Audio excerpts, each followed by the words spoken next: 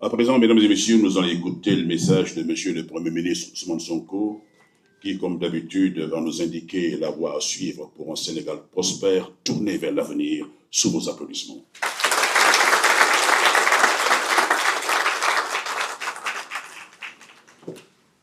Merci beaucoup. Monsieur le ministre secrétaire général du gouvernement, Madame la secrétaire d'État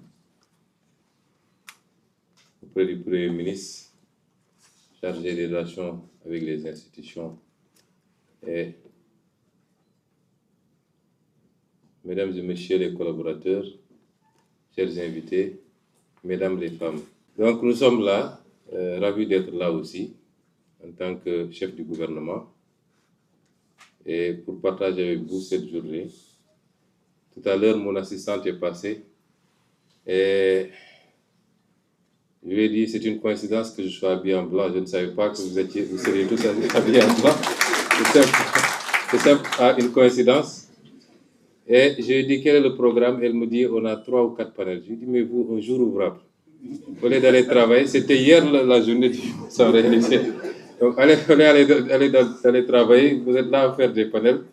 Ça veut dire que toute la journée aujourd'hui, vous n'allez pas travailler.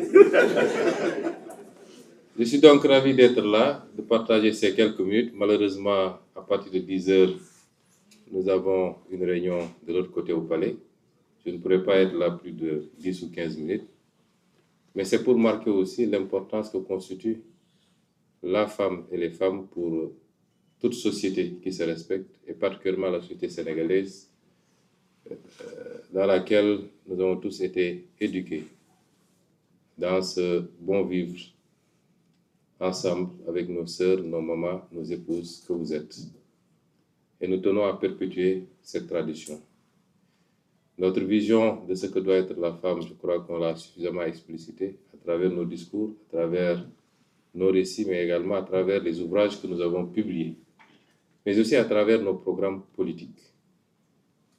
Il ne s'agit pas de parler d'égalité, il s'agit simplement de tout faire pour que chaque femme ait ce qu'elle mérite. De la même manière que tout homme doit avoir ce qu'il mérite. De par son mérite, c'est important. Nous devons travailler à égaliser les chances, mais à travailler même à discriminer légèrement quand il le faudra, pour permettre aux femmes de rattraper ce gap.